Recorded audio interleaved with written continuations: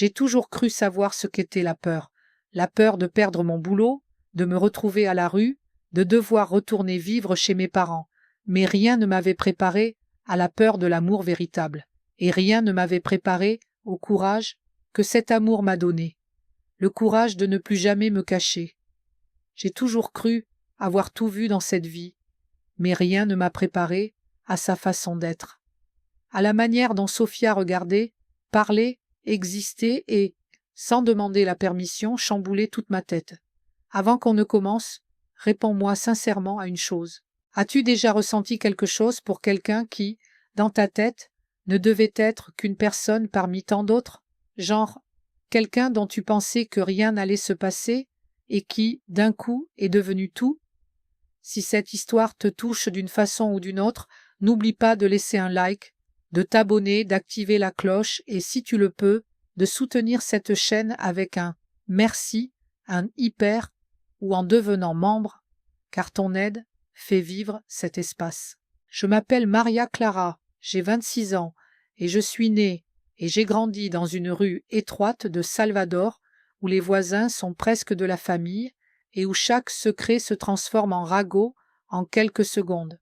Je travaille comme livreuse de gaz depuis l'âge de 18 ans. J'ai arrêté l'école pour aider à la maison et je n'y suis jamais retournée. Et je ne le regrette pas, car la vie m'a appris qu'un diplôme, c'est bien beau, mais les factures impayées n'attendent pas la remise des diplômes.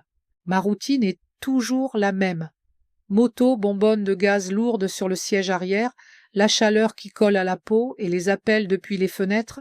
Oh, la fille du gaz!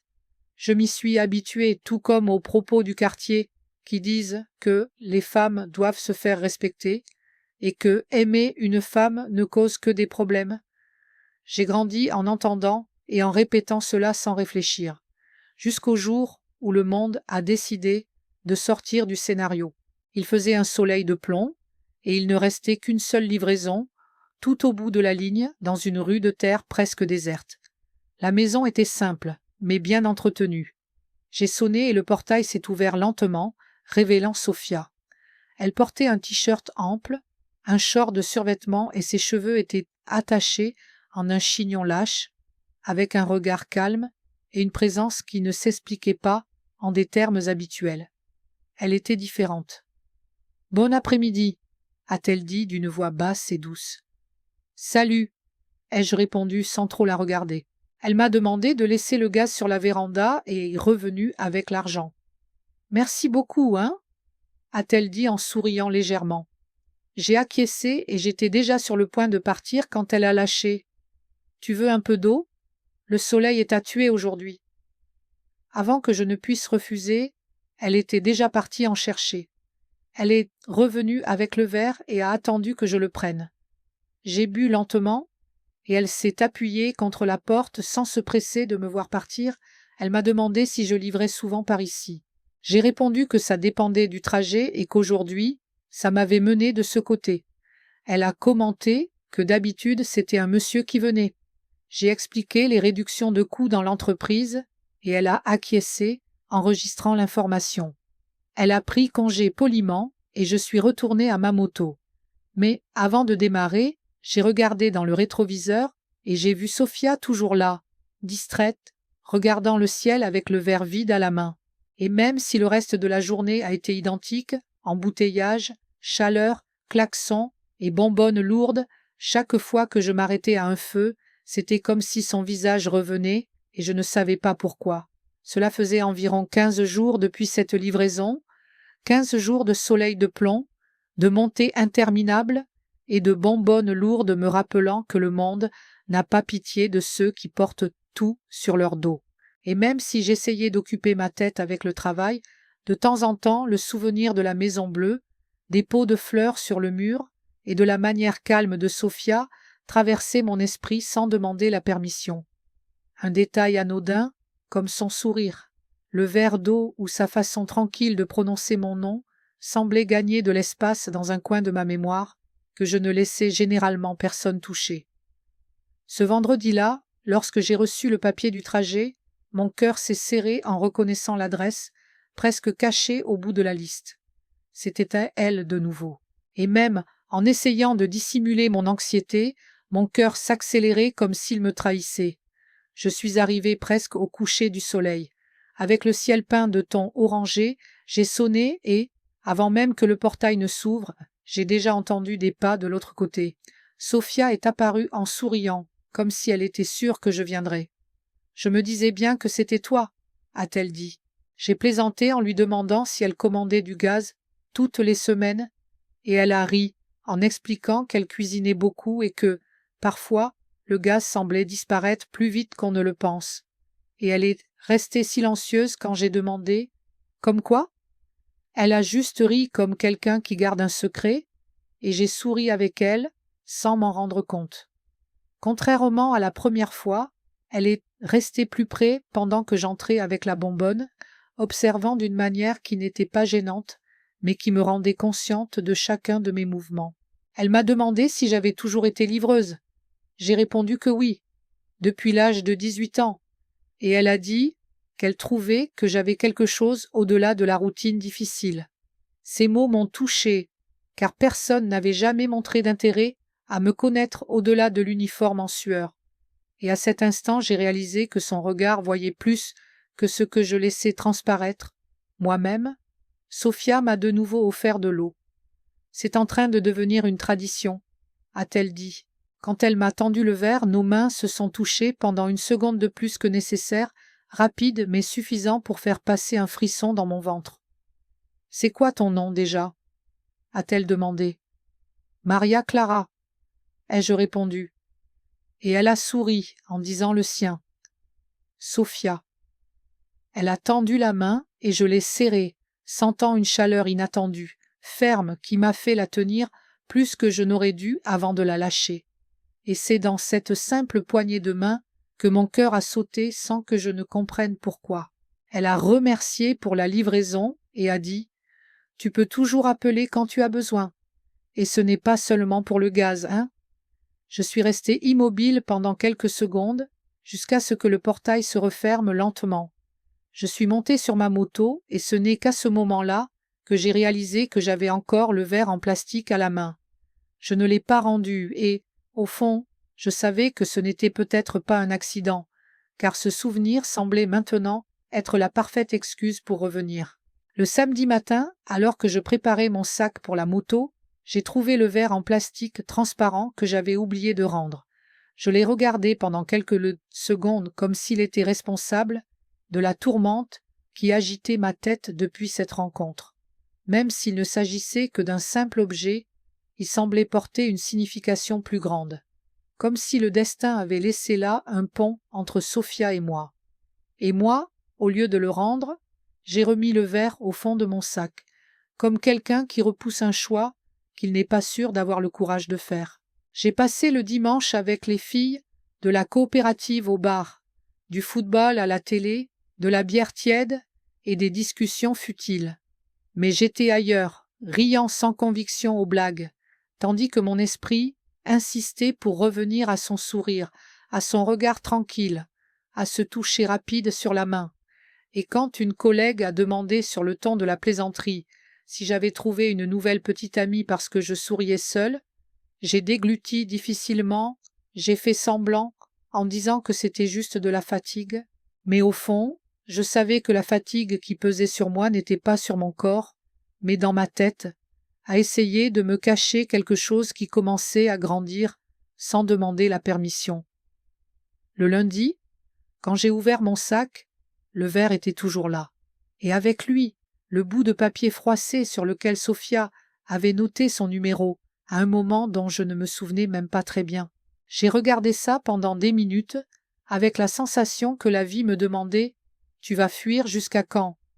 Et cet après-midi-là, sans trop réfléchir, j'ai décidé de rendre le verre comme excuse, même si je savais que personne ne rend un verre en plastique. Mais c'était le seul prétexte que j'avais. J'ai pris ma moto et je suis allé chez Sophia. J'ai sonné, et quand le portail s'est ouvert, elle est apparue avec ce même sourire calme, les cheveux lâchés cette fois, une façon simple de m'ensorceler. Elle a plaisanté en disant que j'étais revenue par nostalgie ou parce que le gaz était de nouveau vide. J'ai ri maladroitement et j'ai montré le verre en disant que j'étais venu le rendre. Elle l'a pris, faisant semblant qu'il lui avait manqué, puis elle a ri et a dit que ce n'était qu'un bon prétexte. « Tu veux entrer » a-t-elle ajouté. J'ai fait quelques salgados et un gâteau. J'ai failli refuser, j'ai failli inventer n'importe quelle excuse, mais les mots ne sont pas sortis, et j'ai fini par accepter. Je suis entrée et j'ai remarqué que la maison était petite, pleine de détails. Il y avait des tableaux colorés sur le mur, une odeur de café frais et un chat dodu qui dormait sur le canapé. Elle a apporté 2 tasses émaillées, m'en a tendu une et s'est assise par terre, appuyée contre le mur, en me demandant si j'étais toujours aussi silencieuse. J'ai répondu que pas toujours, mais que ces derniers temps, ma tête était pleine. Et elle a dit qu'elle comprenait, parce que la vie met tout sens dessus-dessous, que parfois le cœur dit une chose et la tête essaie de traduire. Et à cet instant, j'ai réalisé qu'elle me regardait à nouveau. Pas de façon intrusive, mais comme quelqu'un qui essaie de lire une histoire écrite sur des pages sans titre. Nous sommes restés là, à parler pendant un bon moment. Elle a raconté l'histoire de sa grand-mère, qui lui a appris à cuisiner, de sa mère, qui est tombée malade, des études qu'elle a reprises et de l'université qu'elle venait de commencer. Elle a parlé de ses gâteaux en pot et des cours de soutien pour les enfants du quartier. Et je l'ai écoutée comme personne ne l'avait écoutée avant, sans pitié ni jugement, mais avec un réel intérêt, comme si chacun de mes mots était important. J'ai découvert qu'elle avait une force tranquille, une résilience qui la faisait avancer, même quand la vie pesait lourd. Et j'ai réalisé que, bien que nous soyons si différentes, il y avait quelque chose d'identique, une sorte de silence gardé au fond de la poitrine de ceux qui ont appris à survivre avant de comprendre ce que c'est que de vivre pour de vrai. Quand le moment de partir est arrivé, elle m'a accompagnée jusqu'au portail et a dit que je pouvais revenir quand je voulais, même si ce n'était pas pour livrer du gaz ou des verres en plastique. Et alors que je montais sur ma moto, j'ai mis quelques secondes avant de démarrer, car mon cœur semblait coincé entre la peur et l'envie. Et sur la route, avec le vent qui frappait mon visage, j'ai compris que ce verre n'avait pas été qu'une excuse. Il avait été la porte d'entrée vers quelque chose que je ne savais pas encore nommer, mais qui commençait déjà à tout changer en moi. La semaine a traîné. Chaque livraison semblait plus lourde et chaque rue plus longue, non pas à cause du travail en lui-même, mais parce que ma tête insistait pour revenir à la maison de Sophia au bout de la courbe. Et plus j'essayais d'occuper mon esprit avec les klaxons, les montées et les bonbonnes, plus son souvenir apparaissait comme un éclair traversant mes pensées, jusqu'à ce que, un jeudi chaud, de ceux où l'asphalte brille, tellement il est ardent, mon téléphone a vibré avec un message d'un numéro inconnu. « Salut Maria Clara, c'est Sophia. Je sais que c'est un peu sorti de nulle part, mais tu es partante pour un café, une bière, un ciné ?» Juste nous deux, sans se presser. Je suis resté quelques minutes à fixer l'écran, la sueur coulant dans mon dos, ne sachant pas si c'était à cause de la chaleur ou de la nervosité, jusqu'à ce que je réponde simplement « Allons-y ». Le rendez-vous a été simple. Pas de bar bondé ou de centre commercial surpeuplé. Nous avons choisi un petit café de l'autre côté de la ville, à l'abri des regards curieux du quartier.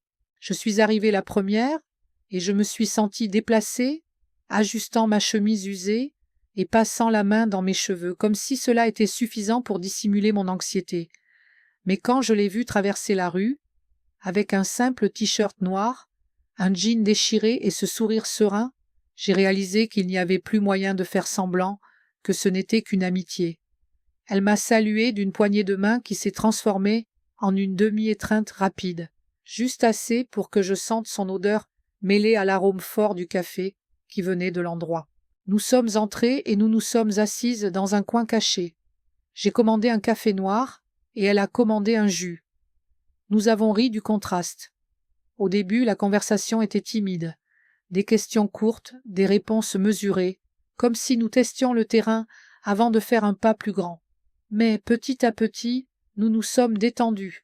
Nous avons parlé de notre enfance, des rues qui marquaient nos histoires, des rêves que nous gardions cachés. J'ai découvert que Sophia avait toujours voulu être enseignante, qu'elle étudiait la nuit en silence parce qu'elle n'avait personne pour l'encourager, qu'elle aidait sa mère avec des paniers repas et que chacune de ses victoires venait avec beaucoup d'efforts. Et elle m'a écouté comme personne ne m'avait écouté avant, sans pitié ni jugement, mais avec un réel intérêt, comme si chacun de mes mots était important. Nous sommes restés là jusqu'à ce que le café soit sur le point de fermer. Quand nous sommes sortis, la rue était mouillée par la rosée de la nuit, et les lumières des lampadaires se reflétaient sur le sol sombre. Nous sommes restés debout devant le café, sans nous presser de nous dire au revoir, jusqu'à ce qu'elle fasse un pas en avant et me regarde dans les yeux. Et sans avoir besoin de rien dire, j'ai compris. J'ai fermé les yeux et j'ai laissé faire. Le premier baiser a été timide, presque un effleurement, mais le second est venu plus ferme, chargé de tout ce que nous avions retenu à l'intérieur. Et quand nous nous sommes éloignés lentement, Sophia a souri légèrement, sans promesse, sans hâte, juste avec la certitude silencieuse que quelque chose avait changé. Et à cet instant, entre le froid de la nuit et la chaleur du cœur qui battait à tout rompre, j'ai réalisé que, même si la peur essayait de crier en moi, il n'y avait plus de retour en arrière, car il était impossible de faire comme si rien n'existait après ce baiser. Le lendemain de notre premier baiser, je me suis réveillée avant le lever du soleil, l'esprit en ébullition, allongé dans mon lit et fixant le plafond comme si c'était possible d'y organiser la confusion qui me submergeait. Une partie de moi voulait croire que tout cela n'avait été qu'une impulsion, mais une autre partie savait déjà qu'il n'y avait plus de retour en arrière. Et quand mon téléphone a vibré avec un message de Sophia disant simplement « Si tu veux, il y a de quoi manger ici.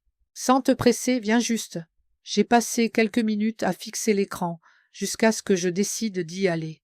Je suis arrivé alors que l'odeur de l'aube flottait encore dans l'air et elle a ouvert le portail à moitié endormie, en t-shirt ample et short usé, les cheveux en bataille, mais avec le même sourire serein qui semblait m'accueillir. Elle m'a tiré par la main pour entrer, sans avoir besoin de dire grand-chose. La cuisine sentait le café, fraîchement moulu, et le pain grillé. Nous nous sommes assises l'une près de l'autre à la table étroite, et avons parlé de bêtises, la météo, les ragots du quartier, un vieux film qui était passé à la télé, rien de profond, mais tout était chargé d'une intimité qui naissait sans que nous ayons besoin de la nommer. Ensuite, nous sommes restés dans le salon, avec la télévision allumée, sur une émission quelconque, sans y prêter attention. Et c'est là, quand j'ai posé ma tête sur son épaule et qu'elle m'a tiré légèrement par la taille, que j'ai compris à quel point tout mon corps se détendait en sa présence. Nous nous sommes embrassés à nouveau, lentement, sans hâte, sans peur d'être interrompus, et c'était différent de tout ce que j'avais jamais vécu. Ce n'était pas de l'urgence, ce n'était pas du feu, c'était un désir calme, un désir qui étreignait. Et cet après-midi-là, nous nous sommes retrouvés une fois de plus, d'une manière naturelle, comme si c'était inévitable. À partir de là, c'est devenu une routine. Chaque fois que je le pouvais, je passais chez elle, parfois avec des excuses bancales, pour mes collègues de travail, d'autres fois en disant simplement que j'avais besoin de me reposer. Et Sophia a aussi commencé à venir chez moi à des heures plus calmes, quand la rue devenait moins fréquentée. Nous nous asseyions dans le jardin, partagions un soda bon marché, rions de bêtises et parlions de nos rêves, construisant lentement une histoire silencieuse, rien qu'à nous. Mais avec cette routine venait aussi la peur. Le quartier était petit, les bouches beaucoup trop grandes, et il suffisait d'un regard de travers ou d'un mot murmuré pour que la paix se transforme en méfiance. Je me souviens d'une fois où elle arrosait les plantes devant la maison, et je suis resté debout sur le trottoir, admirant la scène, mais avec le cœur qui s'accélérait de peur que quelqu'un nous voie, que quelqu'un comprenne ce qui n'avait pas été dit à haute voix. Mais ensuite, elle souriait, et le monde entier semblait se taire. Et un de ces après-midi, après un baiser volé dans le jardin, elle a tenu mon visage entre ses mains et a dit doucement « Tu n'as pas à avoir peur près de moi, Maria Clara. Ici, tu peux être qui tu veux être. » Je n'ai pas répondu, j'ai juste posé mon front contre le sien, fermant les yeux, car au fond je savais que le problème, ce n'était pas elle. Le problème, c'était moi. C'était les murs que la vie m'avait appris à construire, les peurs qui m'avaient fait me cacher si longtemps. Mais là, dans ses bras, pendant quelques minutes, tout cela restait dehors. Et même sans savoir ce que l'avenir nous réservait, pour la première fois, j'ai senti que le moment présent était suffisant. Au début, cela me semblait de la paranoïa, un chuchotement étouffé ici, un regard de travers là-bas. Mais ce jour-là, la confirmation est venue de manière brutale. Sophia et moi avions passé une fin d'après-midi simple chez moi. Elle était venue à vélo, juste pour m'apporter un morceau de gâteau au maïs, fraîchement préparé. Elle est allée rester peu de temps. Nous avons discuté dans le salon et puis elle est partie sans faire de bruit. Et le lendemain, quand je suis arrivée au dépôt pour prendre les livraisons, j'ai senti le poids des regards différents. Tonneau, l'un des plus anciens, me fixait avec ce sourire mal dissimulé sur les lèvres. Il a chuchoté quelque chose à l'oreille de Zé, et tout de suite les deux ont ri en s'étouffant. Quand je suis passé à côté, j'ai clairement entendu « C'est clair pourquoi Maria Clara sourit toute seule. Elle reçoit une visite spéciale à la maison. » Et le rire méchant m'a traversé comme une lame. J'ai dégluti difficilement, et j'ai fait comme si ce n'était pas pour moi, mais le papier des livraisons tremblait dans ma main. Et ce jour-là, chaque bonbonne a pesé 3 fois plus. Chaque montée semblait plus raide, non pas par l'effort physique, mais par la peur qui battait dans mon âme. La peur de ce qu'on m'avait toujours appris à cacher. Je suis rentrée chez moi épuisée et avec la sensation de porter une honte qui n'était pas la mienne.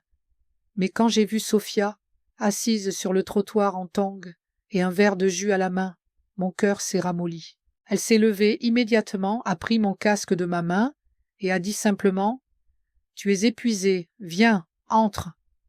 Sans question, sans reproche, et dans le salon, pendant qu'elle mettait un vieux disque à jouer sur une petite radio, j'ai réalisé que ce n'était pas elle le problème. Le problème, c'était la peur que le monde jetait sur mon dos. Nous nous sommes allongés par terre dans le salon, partageant une vieille couverture. Et au milieu des rires, Sophia a pris ma main et l'a posée sur son cœur en disant « Écoute, c'est ça qui compte. » Et son cœur battait fort et fermement, réel. À cet instant, j'ai su que c'était peut-être le moment d'apprendre que le courage de vivre un amour vaut plus que la peur d'être jugé. Cette nuit-là, je suis allée chez ma mère, décidée à lui en parler. Elle était dans la cuisine, remuant une casserole de riz à l'ail, quand je me suis assise et j'ai dit « Maman, il faut que je te dise quelque chose. Je vois quelqu'un, c'est une femme. » Elle a simplement éteint le feu, m'a regardé calmement et a répondu « Ah, la jeune femme des délices, c'est ça? Je l'ai déjà vue passer ici quelquefois. » Le voisinage, bien sûr, a déjà commencé à commenter. Le nœud dans ma gorge s'est resserré, m'attendant à la leçon de morale, à la déception, à la répétition des phrases que j'avais grandi en entendant. Mais elle a continué, d'une voix sereine. « Laisse-les commenter, ma fille, si elle te fait sourire, comme tu souris ces derniers temps, alors qu'ils parlent. » Elle a pris ma main et a dit « Ne te cache pas, Maria Clara, le monde est déjà assez dur, tu n'as pas besoin d'être un bourreau pour toi-même. » J'ai senti le nœud dans ma gorge se défaire enfin, et des larmes chaudes ont coulé sur mon visage. À cet instant, le poids que je portais depuis des années, la peur d'être moi-même, semblait avoir été retiré de mes épaules. Ma mère, qui a toujours représenté la tradition et le regard du quartier, était là, me donnant la permission silencieuse dont je ne savais même pas que j'avais besoin. Cette même nuit, Sophia est de nouveau apparue à ma porte. Elle portait un t-shirt d'un groupe de musique et le sourire de celle qui n'est pas pressée. Avant qu'une voisine ne puisse faire semblant de ne pas espionner, je l'ai tirée par le col de son t-shirt et je l'ai embrassée là même, sur le trottoir. La lumière du lampadaire éclairait la scène et le brouhaha des maisons aux alentours a semblé se taire pendant une seconde. Et c'est à ce moment-là que j'ai compris que le courage n'est pas l'absence de peur, c'est choisir l'amour, malgré elle. Le lundi, la journée s'est levée, étouffante. J'ai enfilé la chemise de l'entreprise, je suis monté sur ma moto et je suis allé directement au dépôt. Dès que je me suis arrêté, j'ai senti l'ambiance différente. Il a suffi que je descende de la moto pour entendre Junior, le plus bavard, crier. « Alors, Roméo, où est ta Juliette ?» Cela a provoqué des rires chez le groupe qui déchargeait les bonbonnes. Mon visage a brûlé, mais j'ai respiré profondément. J'ai retiré mon casque lentement, l'ai accroché au guidon, et j'ai répondu calmement, presque en souriant, « Elle est chez elle, mais son nom est Sophia. Apprenez bien avant de dire des bêtises. » Le rire est mort dans la bouche de certains. D'autres ont échangé des regards rapides, ne sachant pas s'ils devaient rire, se moquer ou respecter.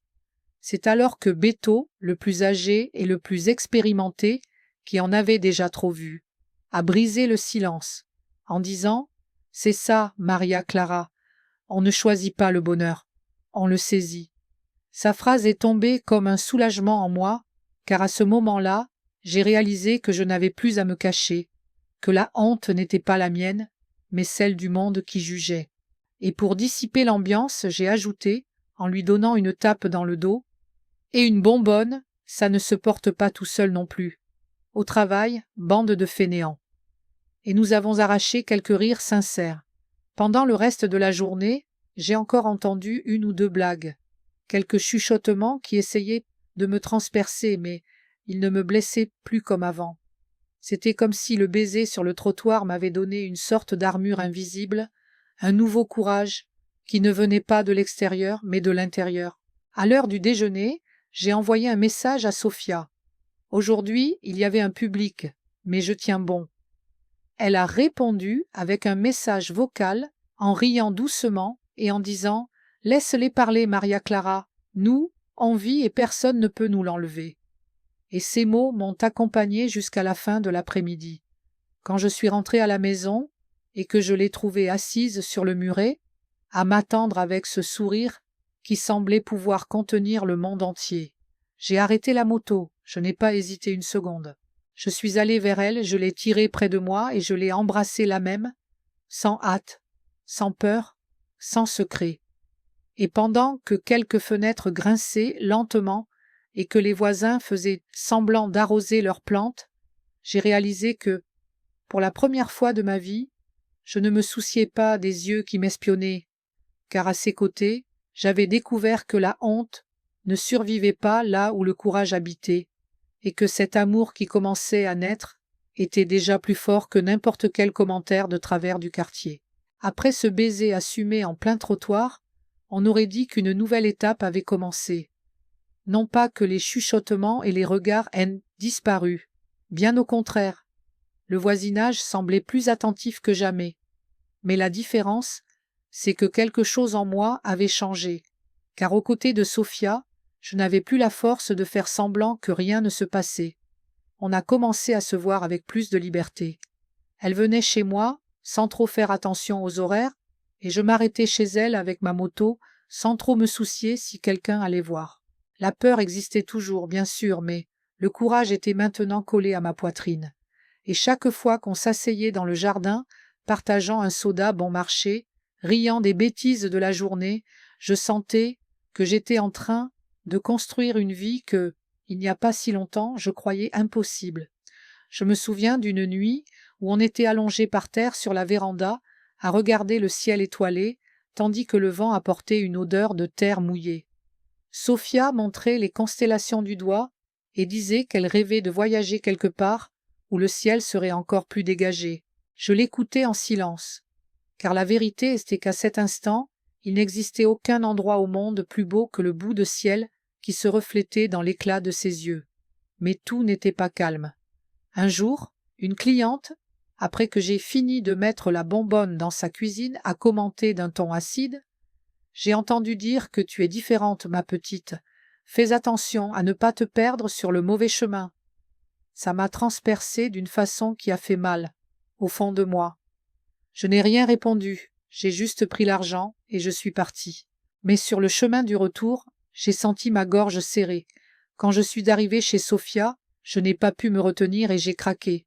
Elle m'a écoutée en silence, m'a tiré par la main et a dit fermement: « Le mauvais chemin, c'est de vivre une vie qui n'est pas la tienne, Maria Clara. Le mauvais chemin, c'est de se cacher de soi-même. » Et à cet instant, j'ai réalisé que sa force était ma force, qu'ensemble, on pouvait affronter ce qui allait venir.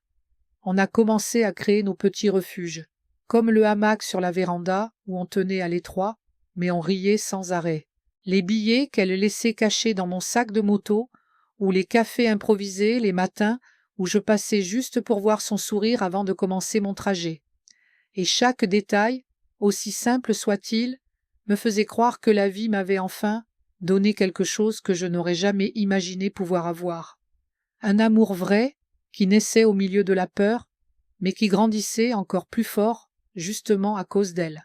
Et c'est un de ces matins, alors que j'ajustais mon casque et qu'elle tenait mon bras, en disant doucement « Reviens vite », que j'ai compris que peu importe le bruit que le monde faisait, car là, entre nous, il y aurait toujours assez de silence pour que nous puissions nous entendre. Le temps a passé, et chaque jour, nous nous enracinions un peu plus dans la vie de l'autre. Non pas que ce soit facile, car les rues continuaient d'être remplies de regards attentifs, les chuchotements ne s'arrêtaient l'un de pas, et les blagues surgissaient toujours quelque part. Mais maintenant, la différence est que je ne portais plus ce poids seul. Sophia était avec moi dans chaque détail, et même les moments simples se transformaient en quelque chose de plus grand. Comme un après-midi où elle est venue à mon travail en m'apportant une barquette de macaroni au fromage parce qu'elle disait que je sautais toujours des repas. Et même sous les regards curieux des collègues, je mangeais là, sur le trottoir, avec elle à mes côtés, sans me soucier de qui nous voyait. Une autre fois, par une nuit étouffante, nous sommes restées assises sur le muret devant sa maison, partageant un soda bon marché et parlant de nos rêves. J'ai avoué doucement que j'avais très peur de ne pas pouvoir tenir bon si les pressions extérieures augmentaient, et elle a simplement pris ma main et a dit « L'amour n'est pas un poids, Maria Clara, c'est des ailes. Si c'est lourd, c'est que le monde essaie de nous enlever le droit de voler. » Et j'ai ravalé mes larmes, car c'était exactement ce que je ressentais, une envie énorme de voler, mais avec la peur de la chute. C'est dans ce mélange de peur et de courage que nous avons commencé à prendre de petites décisions, comme de moins nous cacher, d'accepter des invitations ensemble, d'apparaître côte à côte à certains endroits, même en sachant que cela engendrait des commentaires, et chaque geste se transformait en une affirmation silencieuse qu'il n'y avait plus de retour en arrière. Je me souviens d'une nuit où il pleuvait fort et l'électricité a été coupée dans le quartier. Nous sommes restés dans le salon, éclairés seulement par la faible lumière d'une bougie. Elle s'est allongée sur mes genoux et a dessiné des cercles avec ses doigts sur ma main. Et c'est dans ce silence qu'elle a dit « Je ne veux plus être un secret, Maria Clara. On mérite plus que des miettes de temps cachées. » Mon cœur a bondi car c'était le même désir que je gardais en moi mais que je n'avais pas encore le courage de dire. Je l'ai regardé et j'ai réalisé que j'étais fatiguée de vivre à moitié. Alors j'ai promis. S'il faut affronter le monde, ce sera main dans la main, ensemble. Et à cet instant, entre les éclairs dehors et la chaleur de son corps près du mien, j'ai compris que peu importait l'avenir incertain, car nous avions déjà choisi ce qui importait vraiment et que, malgré tout, à ce moment-là, nous avions déjà gagné. En assumant que l'amour entre nous était réel, les jours suivants ont été comme un test constant. Car si d'un côté le quartier ne ratait pas une occasion de commenter, de l'autre, Sophia et moi n'étions plus prêtes à retourner dans le placard invisible qu'on avait toujours essayé de construire autour de nous. Je me souviens d'un matin où nous sommes allés ensemble au marché et, malgré les regards de travers, nous avons marché côte à côte, riant de nos propres blagues, achetant des épices et des fruits, comme n'importe quel couple. Et c'est dans cette normalité que j'ai réalisé que la vie n'allait pas s'arrêter pour nous applaudir, ni pour nous condamner. Elle allait simplement continuer, et c'était à nous de choisir si nous voulions continuer avec la peur ou avec le courage. Bien sûr, tout n'était pas facile. Il y a eu un jour où une connaissance du dépôt m'a abordé dans la rue et a dit d'un ton moqueur « Alors, Maria Clara, maintenant c'est la mode, hein ?» et pendant une seconde, la vieille honte a voulu revenir. Mais quand je suis rentrée à la maison et que j'ai trouvé Sophia en train de préparer du café, avec son t-shirt ample et le sourire qui illuminait plus que n'importe quel lampadaire de la rue, j'ai réalisé que rien de ce qu'on pouvait dire n'avait le pouvoir de diminuer ce que nous vivions ensemble. Petit à petit, les petites choses sont devenues notre fondation. Le café fort le matin, les billets cachés dans mon sac, les après-midi du dimanche à cuisiner ensemble, les conversations sur l'avenir, pendant que son chat ronronnait sur le canapé. Et chaque détail me donnait la certitude que, même sans promesse d'éternité, nous avions déjà quelque chose qui valait une vie entière. Je me souviens de la nuit où nous sommes restés main dans la main, dans le jardin, écoutant le bruit de la communauté autour de nous. Des casseroles qui s'entrechoquent, des voisins qui se disputent, un chien qui aboie. Et même au milieu de tant de confusion, il y avait un silence entre nous. Un silence qui en disait plus que n'importe quel mot. Sophia a tourné la tête et a demandé « Tu regrettes ?» Et je n'ai pu répondre qu'avec un baiser long, car il n'y avait pas de meilleure réponse. Et c'est là que j'ai compris que l'avenir continuerait d'être incertain, que peut-être les jugements ne s'arrêteraient jamais, mais que, malgré tout, nous étions déjà heureuses, car nous avions trouvé au milieu de la poussière, du bruit et de la peur, un espace sûr où nous pouvions être nous-mêmes. Et si le monde voulait appeler ça de la folie, qu'il le fasse, car pour nous, ce serait toujours de l'amour. Le temps a passé et en regardant en arrière, je vois comment tout a commencé par un simple verre d'eau offert un après-midi chaud. Un petit geste qui a ouvert la voie à tout ce qui a suivi. Et même s'il y avait encore des chuchotements au coin des rues, des regards de travers et des voisins qui faisaient semblant d'arroser leurs plantes juste pour assister à notre vie depuis la loge, rien de tout cela n'avait plus le même poids, car chaque jour, nous avons appris à transformer la peur en courage et la honte en fierté. Nous avons continué à vivre nos routines. Moi dans la course des livraisons, elle avec ses délices et ses études. Mais maintenant, il y avait quelque chose de plus grand, un « nous » qui s'infiltrait dans chaque détail, que ce soit dans le café fort le matin, dans le chat qui dormait paresseusement entre nous dans le salon, ou dans les billets cachés que je trouvais dans mon sac après une journée épuisante. Et c'est dans ce quotidien simple que le bonheur se cachait, non pas comme une fin de conte de fées, mais comme un choix quotidien. Je me souviens d'une nuit où nous nous sommes assises sur le toit de la Casa Azul pour regarder le quartier d'en haut, la ville qui respirait en dessous, bruyante et agitée. Et Sophia s'est tournée vers moi et a dit « C'est drôle, comme la vie peut être dure et belle en même temps, n'est-ce pas ?» J'ai juste tenu sa main, car je n'avais pas besoin de répondre. Et là, entre le vent du petit matin et la chaleur de nos mains entrelacées, j'ai compris qu'il n'y avait pas de promesse d'éternité, mais il y avait la vérité du moment présent. Et cela était déjà plus que suffisant, car malgré tout le bruit du monde, Sophia et moi avions trouvé notre silence. Et dans ce silence tout tenait, l'amour, la peur, la force et la certitude que même sans le heureux pour toujours, nous étions déjà heureuses, malgré tout. Maintenant, je veux te demander, le cœur ouvert, as-tu déjà vécu un amour qui t'a fait ressentir de la peur et du courage en même temps? As-tu déjà ressenti cette envie de te cacher du monde, mais en même temps la certitude que tu ne pourrais pas renoncer à ce qui était devant toi? Raconte-moi dans les commentaires, car je veux vraiment connaître ton histoire aussi. Elle pourrait inspirer d'autres personnes qui traversent le même dilemme. Et si cette histoire a touché ton cœur d'une manière ou d'une autre, laisse ton like, abonne-toi à la chaîne, active la cloche pour ne pas manquer les prochaines vidéos et, si tu le peux, soutiens cet espace avec un merci, un hyper ou même en devenant membre, car c'est grâce à toi que je peux continuer à apporter des histoires comme celle-ci ici.